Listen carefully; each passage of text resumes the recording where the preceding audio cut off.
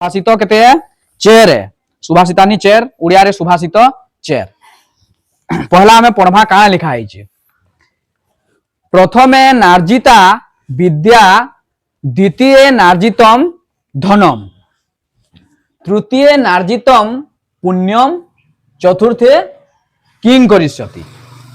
आउ थरे पढुचे प्रथमे नार्जिता विद्या द्वितीय नार्जितम धनम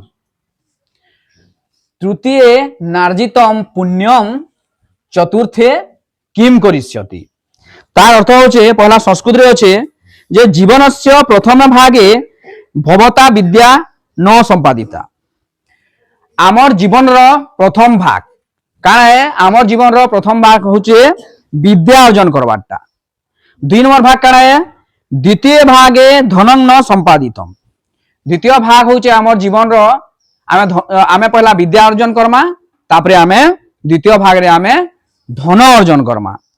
तृतीय भागे पुण्यम न संपादितम आउ जीवन रो आमे तृतीय भाग रे काना अर्जन करमा पुण्य अर्जन करमा।